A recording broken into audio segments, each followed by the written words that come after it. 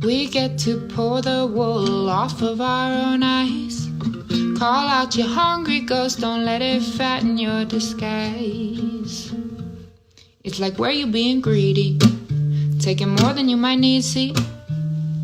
We've been stumbling around all numb and drunk, forgetting we connected like the trees be. Oh, raised in a culture full of caricatures, just repeating what they heard like some parody birds. Well, I see your merited words flying high for the praise. Why you covering your light in the darkest of days? Whoa, why you covering your light up in the darkest of days? Caught an arrow to the heart, that's a dart in a cage. Greed runs the world regardless of rage. Penny for a profit, nothing for a sage. Violence in the street and the kids ain't safe. I wanna know how the bar gets raised. Whoa, ooh, ow, ow, do we make change? Welcome to the first Ethers interview. Cool. Yes. As the first guest, we began with Blind Trust. And I saw a song that you sang on Instagram Reels. Mm-hmm. And why don't you tell me what the title of it is? It starts with, "We get to pull the wool off of our own eyes." Wow. Is that one of the first things you saw? Yeah. So it's a really old piece of poetry that night I felt like transcribing onto the guitar. I don't know if it has a name yet, but it's a verse. The chorus is like, "We need some real good loving. So tired of the things that we see." So maybe it's called. It's a really beautiful song. Thank you. There is a version I'll send you. There's a more hip hop version from a while ago. Yeah. That is called Cracked Foundation. Yeah. Cracked Foundation has some of those lyrics in it, but whoa, yeah, that was a random night full reiteration at like 1 a.m. I was like, I think I just need to this and put this out without thinking about it too much. So I'm glad that found you. And you wrote it, right? Yeah. So, I was blown away. You're a lyricist, you're a singer-songwriter, you're a poet, you are a hip hop artist, you do many different things, but the center of it all, what I really gravitated to was your heart. You really are introspective. I could tell that you care about the world.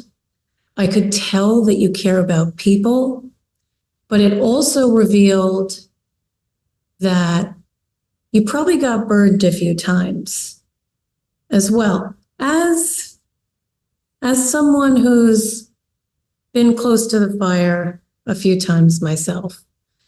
So I think my first question is, how did music start for you? The refuge place. So it started in me later than it started for me. It always felt for me. I feel like music is there is some music for everyone. And that is the closest thing we have to magic, right? Making people feel from thin air. Sure. Somatics and like how it can land, how you could see my heart through an expression, or how we could recognize like, oh, she might have been through some stuff, or like that real recognized. And I really believe we all find each other through that codex. So first it was music, just letting me find myself through who I appreciated listening to and took refuge in, and it was quite a long road of finding my voice and giving myself the permission slip. And now I work with people in that permission slip writing to themselves, because if we can speak, if we can hum, if we can whisper, usually a song wants to move through as well. But then it started more formally and moved into like the left brain practicality of how I could systemize this, put it out in the world, be seen in this pursuit. Around 2012, I shifted from very kind of inward, shy person. I still have that introspective nature, but I did not think being on a stage or being seen at a large scale was for me until I changed from my studies in neuroscience and genetics and like a really academic I knew background. you were smart. She's I a knew nerd. you were smart. Smelled the nerd on me. Smelled the nerd. So that was my life, and it still is a huge part of my world is like human optimization and participating in our own evolution through epigenetics and like the confluence of all these things. And now the somatics and music can like anyway, now that I've been on a decade-long study with that and healing myself with expression, I think there will be a confluence again of my work in that realm. Anyways, in 2012, where I was going to university, had a big flood, a biblical, like 3-day-long flood, and it quite literally swamped my work, washed me away, and reoriented me towards like being curious what, like steeping myself in the arts and expression, like just what that could be like, giving myself a permission slip. I really needed something as huge as a 3-day-long Noah's Ark ass flood to be like, hey, well, life is short and fragile. And is there something else knocking at your soul? And it was wanting to be around more music, art, and put I'd always written songs and poetry. It was I kept it to myself though. And so in that year, I got really involved in as many settings of jams and open mics and like around better than me players. We have to learn, right? That brings your skill level up. And so I was just in like, a listening season, a fascination season, an obsession season. I have that very obsessive brain when directed correctly. That's a good. Yeah, of course. Of course. You go both ways. It started moving quick after I really gave myself permission to. I had a lot of my work memorized. Even that thing I think you saw recently might be as old as, might be an old one. I memorized this whole like, arsenal of verses. And then I could go to any jam and freestyle or spit the verse on whatever was being jammed and started to cohere and find my people and still remain pretty lone wolf and pretty obsessive and pretty hardworking. So that's when I started organizing my things, recording tracks and booking gigs.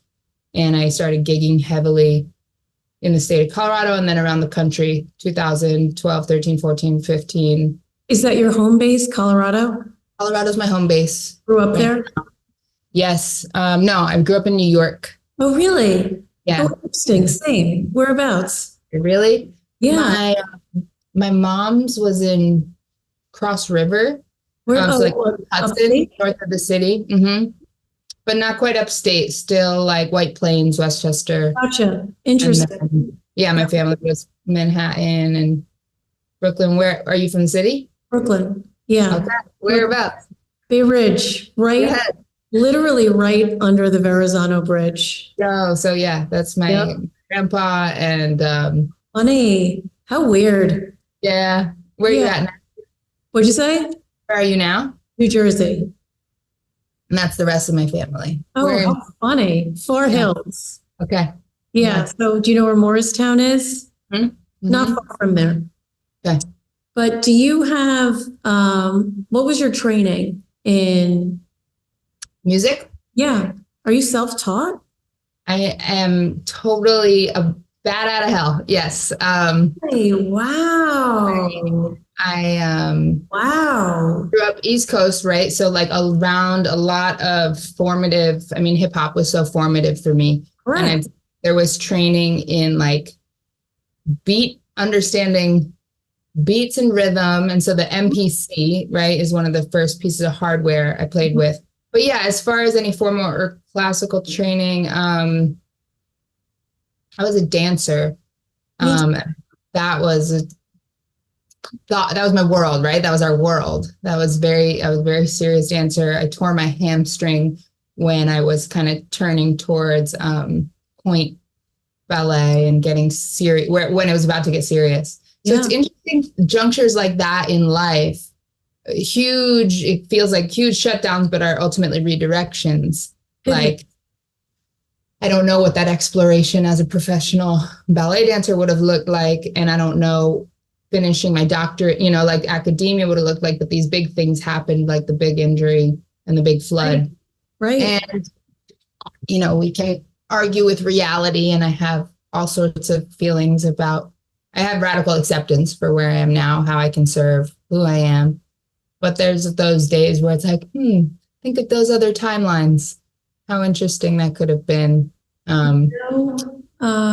Everything leads to the next and to the next. And there isn't a permanence in who we are or what we are.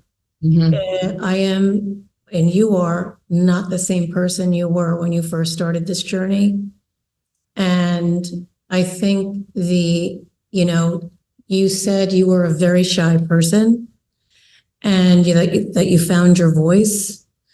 And a lot of people don't get to experience that and get to realize that. And that's where your power is. And that's where your source is, right here, what you have in your heart. And that, again, from the beginning, is what really drew me to your music. You have your choice of words. You call people out.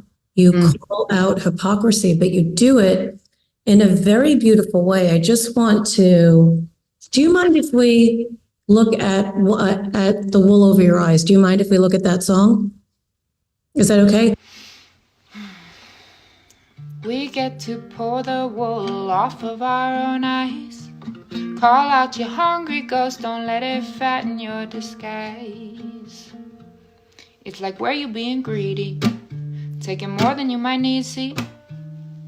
We've been stumbling around all numb and drunk, forgetting we connected like the trees be. Oh, raised in a culture full of caricatures, just repeating what they heard like some parody birds. Well, I see your merited words flying high for the praise. Why you covering your light in the darkest of days? Whoa, why you covering your light up in the darkest of days? Caught an arrow to the heart, that's a dart in a cage. Greed runs the world regardless of rage. Penny for a profit, nothing for a sage. Violence in the street and the kids ain't safe. I wanna know how the bar gets raised.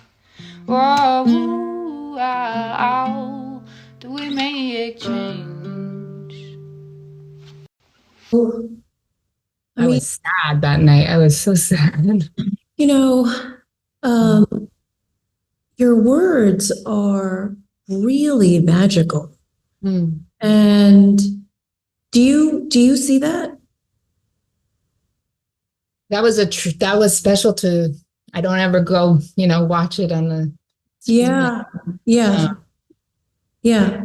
Part of that one was freestyled in the moment, I'm realizing. So quite a lot of my work these days, for a couple years now, a channel has opened up, and I don't overthink it. And it's a humbling process, but that whole beginning is new. So the old verse really just starts at, raised in a culture full of caricatures. We're repeating what we heard like some parroted birds. I see your merited words flying high for the praise, but you've been covering your light in the darkest of days. But, so that's the old bit, but the beginning and end there were just true to that evening, to where how heavy my heart was. I also had some self-reflection of like, I really used to use my platforms in a highly activated and activism and socially commentative way. And even though it's still a tiny platform, I was like, I have to speak to the injustices. I have to speak to, I spent a lot of time physically protesting in places. I lived up in North Dakota at Standing Rock, and like there were ways where my rage against the machine, I thought every piece of art needed to be about, and my life needed to be a representation of. I got myself very sick doing that, and not injecting joy and equal parts beauty and love and death and life and these other things that exist, as well as all of the despair, right? Sure. So now I've been in the inquiry of balance. But anyway, with that piece, I think I just let myself feel some feels. And yes, I do get the magic of the words because they surprise me. Yeah. Sometimes like the magic of, and again, thank you for playing that back to just receive something that feels a little bigger than me. You know, I'd love to take credit, and some of it is really cerebral, and I love words and word puzzles and the weight of what fits where to create like a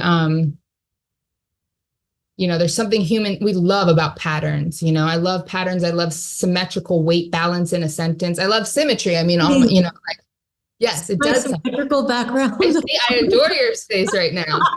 Yeah, it does something. It does something. There's my chemistry background. Is it's like it's quantifiable what it does. Inviting balance, inviting resonance, like it. Order. Or yeah, and but it's more than just for a while. I'm like, well, I'm a recovering OCD. You know, I like control. I like order. There's function to that, but it's more the peace that it invites when you're balancing hemispheres in the system, or a good rhyme or a word schematic that also has melody that works and that has content that is heart oriented. And so why I think people who connect with me how they do is folks interested in establishing peace on earth, for lack of a better, you know, to make it too simplified. There seems to be the archetype of person who isn't willing to go like la la la, peace on earth, love and light. It's really from this underbelly of honesty with what is, where they've been, what they've seen, and then can tell that I also, I don't know. I know that I don't know, but I do know what I know around operation from the heart, and that it's not for the faint of heart. And it's a path that I will choose over and over again, despite deep malice and dark things I've seen. Yep, of seen, course. heard, and felt, and it's still the path. It's still a path for me, and so I hope to infuse that into any expression. And this is just a testament to like it'll find how and who we need to find each other, and that's magic. That's magic beyond, you know, like hands off. I'll show up. I think we can do what we can within our reach. And I think individually, that is as much as you can do. And then if your reach becomes bigger, then your addition to this world and your assistance to this world will require you to become a bigger part of it as well. And with this platform, connecting human beings with the same kinds of hearts across the globe is really my mission with it. And it's really the end game for this. It's I do really believe, regardless of what I've seen, regardless of what I've been through, and you were saying this same kind of sentiment as well, I do believe there is more good people than bad. I think you hear more bad things. I think in reality, there are much more decent, good-hearted people walking this planet. And if that message is repeated and repeated and repeated and repeated and repeated, that's going to pick up steam, because it has to. It can't, hoping for peace on earth can't only be a hope. Correct. Can't. Sure. It's a remembrance. It's actionable. It's via connections. It's via art and expression. You know, I'm down here, like I told you a bit, with a project that is interdisciplinary and folks with brilliances in many realms of work and life and geography, but it is essentially an artist-led renaissance conversation. What's tricky about that historically is artists don't have systems, don't have the ecosystem or economy back end. Like there's reasons that has not congealed historically, but it's peace in action. And that's why I bring it up, because there are ways that a poet lands with a person that a business presentation won't. You know, like there's an accessibility to the point of humanity that we forever as humans done through expression, through ceremony, through story. Like that's just Who we are. Yeah, that's who we are. That's who we are. And we've gotten like fractured away and a little distanced, but like the remembrance is, I think, something so many are constantly craving. It's a subconscious driving force. I believe as well that there is more goodness, inherent goodness. And then there's a lot of layers of traumatic fracture that makes us see maliciousness and badness. But at the core of most humans, I do believe we want love and we want to be connected. And we're disconnected. We're disconnected and we're trying to get connected again. And I'm hearing that message. I used to really loathe social media. Yeah. I used to think that it was because of how I was looking at it. I was looking at it and I was using it more in a voyeuristic kind of view. And I think I was, unconsciously keeping up with, dumb shit. Mm-hmm. And then when I started kind of hanging out on social media I quit, I came back. And when I came back to people that were doing things in the world and people that were changing other people's lives and people that meditate and people that practice mindfulness. And that was kind of where my social media world went. And I really saw that it's really a vehicle, a massive vehicle and a massive tool that you can use to reach and spread a more positive message than what is coming out. So I really want that message to come through. And also the message to come through that life isn't perfect. And it never will be. Ever. No. And it's, not to be corny, it's so perfect in its imperfection. I mean, I'm down here in the jungle, a kind of biome I haven't been in a while, right? And there is so much, imperfect perfection, like the density of life around in the plants, in the fertility, in the intensity, right, of rapidly proliferating growth that will do whatever it needs to do. So that looks imperfect, like death and decay and shifts, but it's for the sake of a bigger picture. So like, we don't know why one part of, this branch I'm looking at out the window is essentially blocking off nutrients to one area. It looks really imperfect. It looks kind of haggard. It's about to drop, but it's probably so that there can be a reinfusion into new buds in this left side area. And like, this is how it works. So it's not our typical application of beauty ideals that have been systemized by the human ego. We're mostly concerned back to the like symmetry, these things. It's not right, wrong, good, bad. It's just what we've cohered to liking and creating around beauty standards. And I love what's happening on a large scale, confronting traditional beauty standards, because beauty for me lives in the courage to live and die, like in these phoenix cycles, so courageous people that are now celebrating themselves more publicly. And my prayers for it to happen more, that you have more fringe identities and not traditional, like, that's courage to live and die and be witnessed in the beauty of existing. Like that's perfectly imperfect. And remembering that. Encouraging people to be as they are is a really beautiful thing. And not, dropping the judgment, dropping the forms, dropping this is how you should be, this is how you should behave. A courageous life is a life lived according to the rhythm of your own heart, Nobody can deny you that. Mm.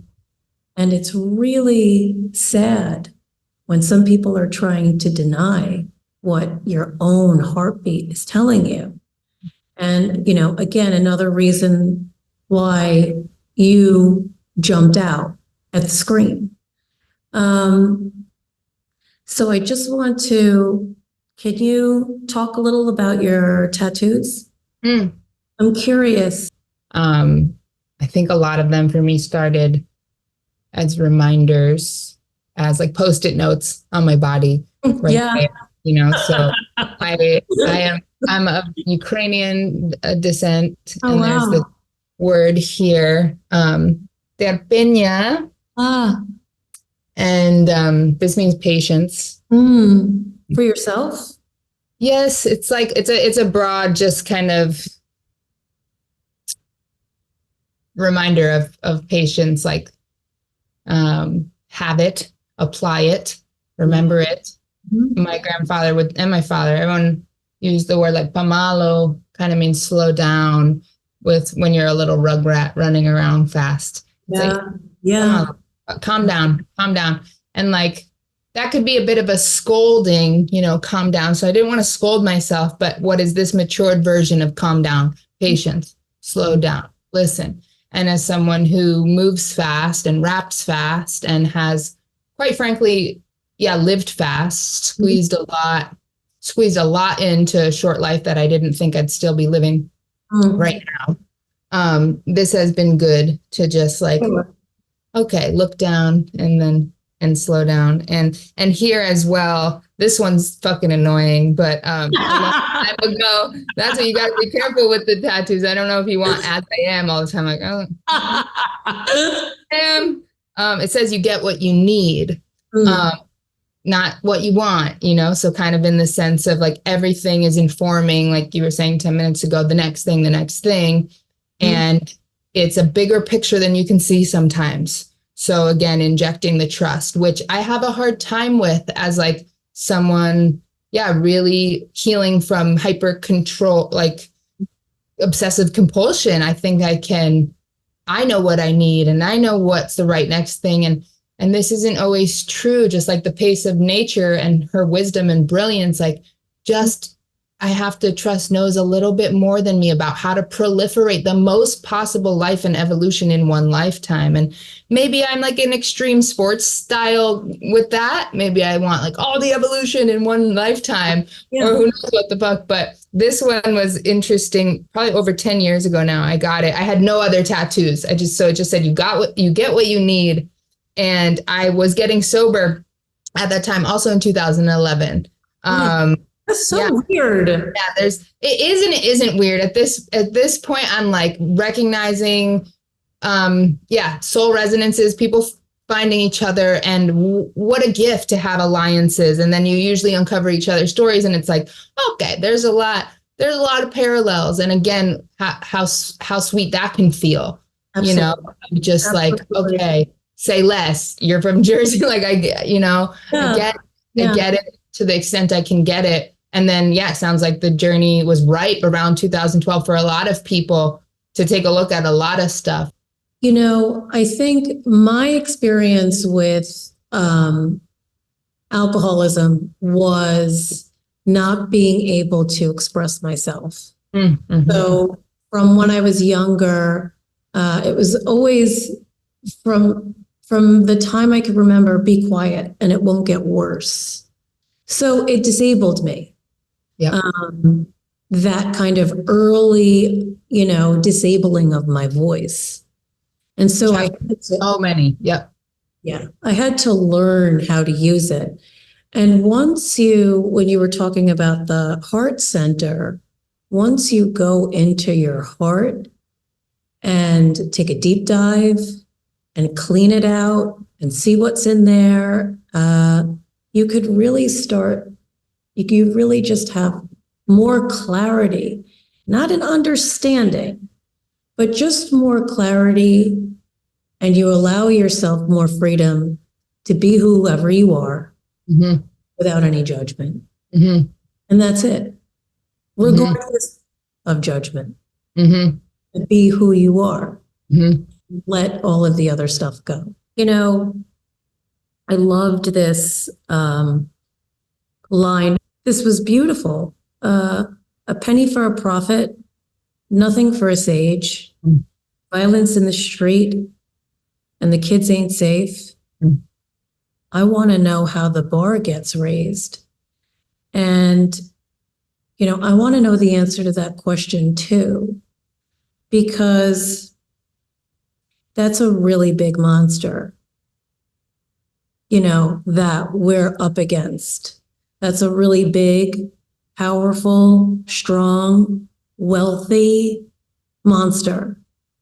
And that really is the problem.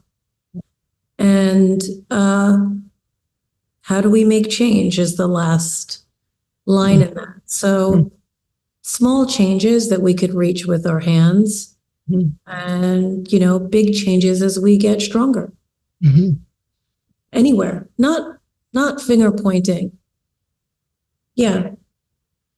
You're right. It's not, yeah. Speaking to it, which I noticed my voice was stuck around the last couple. There's been so much I want to say with everything going on the last couple years, and I'd say the last 10 years before shit like felt like it was really hitting the fan, at least in a public way, with agendas and different, clearly out in the open darknesses and hungry ghosts. I found it so much easier to speak to things. And then I shut down quite a bit in the last couple years when I really felt like, but what I saw was happening is I may be shutting down or taking a nap or a break, but I saw, just like you spoke about, social media's function of interconnectivity and everyone finding their offering and their voice. Like, it's happening across the board in my more local community, like women who I've wanted to tell them to share their songs or their stories. Like, I'll push people. Like, I'm a catalyst. That's what I've done because I've done it so imperfectly for so long. So if I can look stupid doing it and it still helps at least one person, then I believe one person has something to help one person. And so I will not let your self-judgment get in the way of your medicine traveling. Like, I'm here for that. And I don't care how stupid you feel or look or all the stuff that comes up. It's welcomed. It's all fuel for the compost. But back to the big hungry ghost that I think we're dealing with, the big monster that, you know, for me, it's easier to philosophize because I feel so helpless that I'll just masticate on it ideologically and think about, okay, well, the innocence is really being hijacked and raped and confronted. The innocence of, obviously, quite literally, of our children, but then of each individual. So the small step I think we can do, and it sounds corny, but like this radical reinstallation of your own innocence. What is that pure curiosity and that thing that wants to connect and that thing that wants to play? What is this? Has it been completely devoured in you? That's okay. Meet that like a reparenting process. Where what would you do if the child's light was lost? How do you re-infuse? How do you feed it? How do you care for it? And how do you move in a way that nourishes it just a bit more than we're nourishing all the other parts that seem so important, like being important or being successful here? It's like, I think reinstalling and protecting with vigilance the innocence in each of our hearts, you know, how we show up in relationship, because as adults, like, innocence gets real compromised so quick because we villainize the other persons, right? And we don't remember their inherent innocence, and we don't remember compassion, and that they're kind of just probably kids in grown-up bodies with different traumatic patterns and family patterns. Yeah. And we could just be a little ounce kinder. And then that informs ferocity, like kind ferocity and protection. And then more acquaintance, I think, with elders and children. That's another like functional step. Yeah, spending more time. But we have in the West a lot of pushing the elders out of sight, out of mind, and a lot of kids in the day school and just like a burden. And I was a hospice nurse, so I do end of life care. During COVID, when I couldn't perform music gigs, I was doing a lot of that work, which was really intense because the hospitals were full, and maybe it's a talk for another time, but I really felt the yearning to have the kids and the elders like together, because there's so much innocence in both. Like in between, we kind of get out of touch with our innocence, you know? You know, that's a really, really beautiful idea, because our elders kind of hold the keys and the answers. They've seen it. I've seen it. And Lived.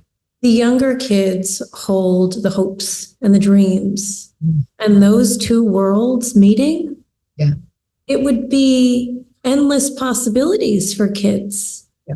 If they could learn from the people that could kind of push them in the right direction. Yep. So a really beautiful idea. Yeah. Just in closing, I was wondering if you'd play something for us. If you want to. Yes, you reminded me of something when we were talking earlier that I wanted to, wanted to remember, and then I've lost it because I've been so present and enjoying. I'll just say right now, I really appreciate you, and I'm glad the world's away. I'm in a whole other country and sweaty that we could still. Well, you don't look sweaty. You always, I mean, you're gorgeous. But, oh, I'm excited. I'm going to get. I didn't tune this, and I can't remember what it was that was coming to mind. We were talking about, I want to know how the bar gets raised. Yeah, it might have been the other verse to that. It wasn't, but I'll send you that song, Cracked Foundation. You know, it's a lot different than the acoustic one you found. But I want to know how the bar gets raised. Oh, and so there's a second verse to that. It's a little charged, but Love to hear it. Let's see, it's politics are inherently divisive and dividing. Hatred is the cake and blame is the icing. Might bring a little bit of my thing. Sky's so dark right now, man. I think we need some lightning. Lightning. You are made of light. Go ahead and do that light thing. Do that light thing. Go on, do that light thing. Why don't you bring your gifts to the table? Why don't you bring your voice when you're ready and you're able? We need you now to hear it loud. We need you, we need you, we need you. So let it feed you, let it feed you, let it feed you. I just made up that whole last part because it felt true to our conversation.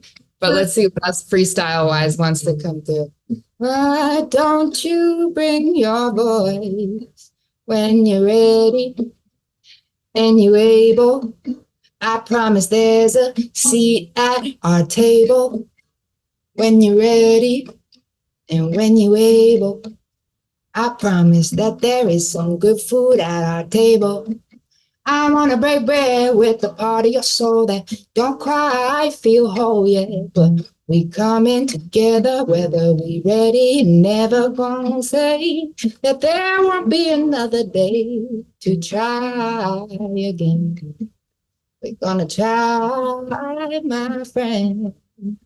So bring your voice when you are ready, when you're able. I promise there's a seat up at the table. Yeah, maybe I'll just go with that today and work out a song on the topic of. Really beautiful. Thank you. Really beautiful. I sincerely want to thank you for being an honest human being, for caring about making the world a better place, and for actually doing things to make the world a better place. Thanks for having me as your first guest. You felt incredibly easy to trust. There's lots of inquiries that come in, and this has been a no-brainer. And so know you also have a deep alliance in me. Yeah. Thank you so much. Safe travels back. Thank you. I'm not going to say goodbye because this is not the last time. Yeah. Blessings to you. I'm going to work that song out that came through, and I'll send you the new iteration. Blessings. Bless Thank you, Lily, so much from the bottom of my heart.